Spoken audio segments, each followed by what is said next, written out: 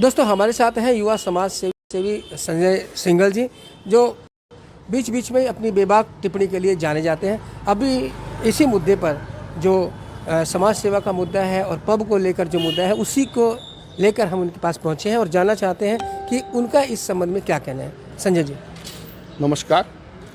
खबर समय के सभी दर्शकों को मेरी तरफ से नमस्कार।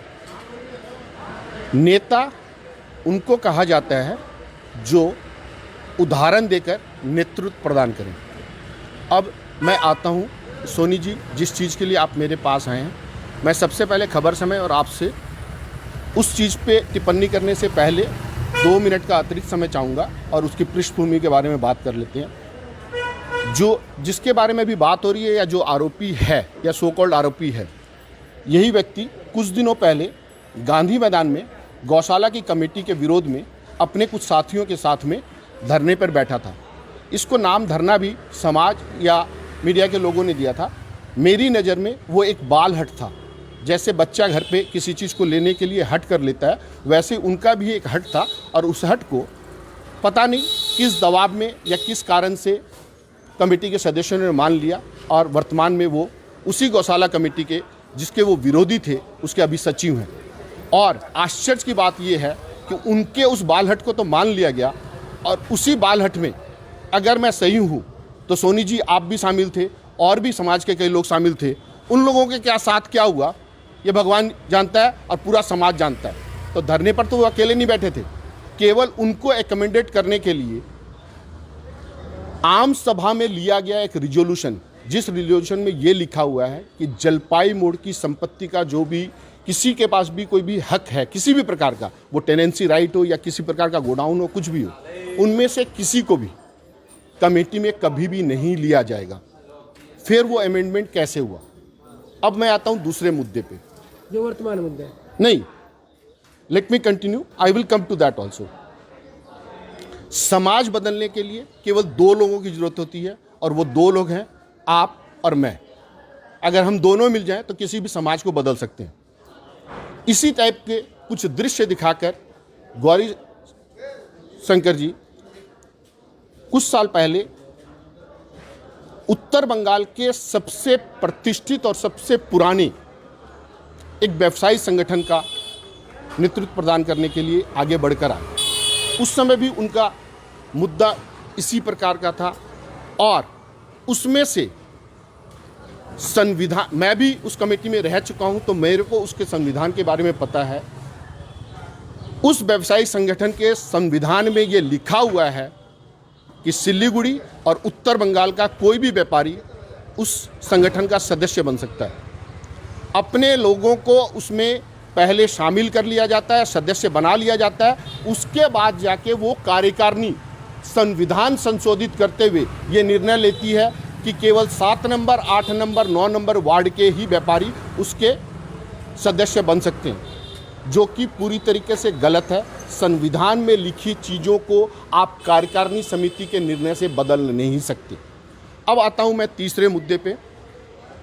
कुछ दिनों पहले या कुछ वर्षों पहले बर्दवान रोड में एक सड़क दुर्घटना में एक युवा व्यापारी की मौत हुई थी।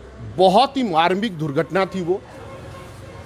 उसके पीछे क्या कारण था इन चीज़ों को मैं नहीं जानना चाहता, लेकिन रामघाट पर यही समाज सेवी उस चीज़ को लेके कि दारू बंद होनी चाहिए, ये होना चाहिए, ऐसा होना चाहिए, वैसा होना चाहिए, हमारा समाज पूरी तरह से बिगड़ चुका है, इन चीज़ों को लेकर उन्होंने वहाँ पे एक तरीके से हंगामा सा खड़ा किया था।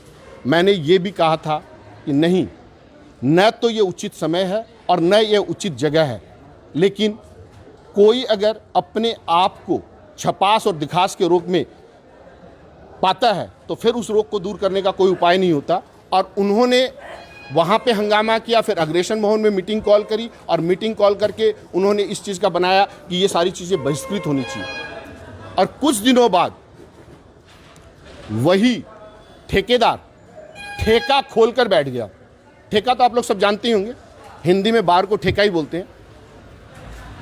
तो समाज का ठेकेदार भी बनूंगा और ठेका भी चलाऊंगा, ये चीज़ समझ में नहीं आती। अब आता हूं मैं जो मुद्दा अभी था। कुछ लोगों का कहना है ये कोई सार्केस्टिक पोस्ट थी, मेरे को नहीं पता, ये व्यंग्यपूर्ण पोस्ट हो सकती है, उचित थी अनुचित थी मैं इस पे भी नहीं जाता। एक बच्ची ने ये मांग रखी कि ये पोस्टर उसको ऑफेंडिंग लग रहा है और प्लीज़ इस पोस्टर को रिमूव किया जाए। हो सकता है उसने उसको ऑथेंटिकेट करने का कोशिश किया हो, उसने उसको अपने पुरजोर से उसका विरोध प्रकट किया हो, लेकिन आप भी तो यही करते रहते हैं। आप अभी अग्रेशन भवन के सामने कमेटी को बदलने के लिए आप वही वापस वाला बाल हट लेकर अग्रवाल सम्मेलन के विरोध में, अग्रवाल मंडल के विरोध में धरने पर बैठ गए थे। तो आपको किसी भी चीज़ का विरोध करने का अधिकार है और आप एक public place, yes restaurants and bar are public place, उस पब्लिक प्लेस में एक पोस्टर लगाते हो, किसी पब्लिक का उसको लेके आपत्ति है, मामला बहुत आसानी से निपटाया जा सकता था अगर आप उस पर रिएक्ट नहीं करके केवल रिस्पॉन्ड करते और उस बच्ची की वो मांग को मान लेते, जो कि मेरी नज़र में पूर्णतया जायज़ थी और ये मामला बनता ही नहीं। लेकिन जो मीडिया में रिपोर्टेड है उस हिसाब से आपने उसको ओवर पावर करने की कोशिश करी, अपनी शक्ति प्रदर्शन करने का कोशिश किया और ये मामला इस लेवल तक गया, जिसका बहुत अफसोस है।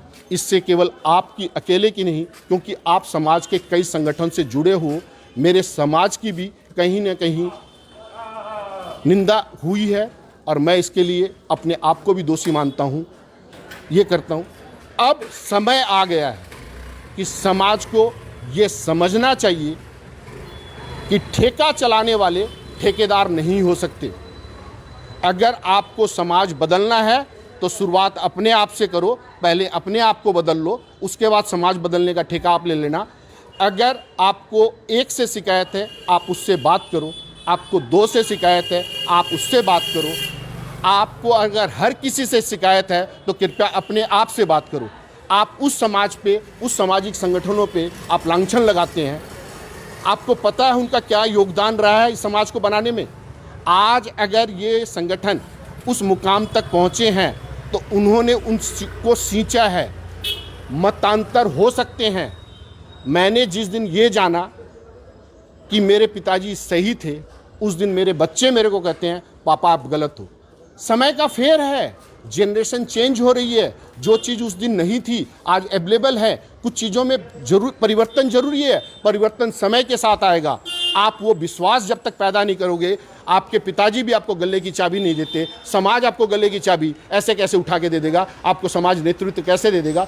वो काबिलियत आपको अपने आप में पैदा करनी पड़ेगी। आप अगर काबिल होगे, समाज आपको हर जगह सम्मान देगा।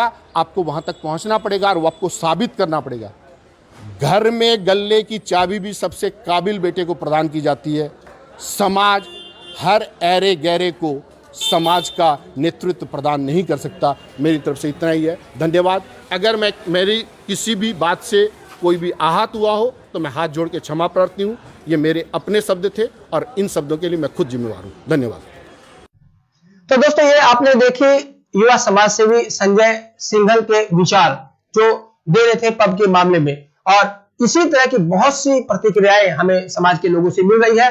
कुछ ही क्षणों के बाद हम फिर उन प्रतिक्रियाओं को लेकर आपसे रूबरू होते। तब तक आप बने रहे खबर समय पर और देखते रहे खबर समय, हर समय खबर समय। धन्यवाद।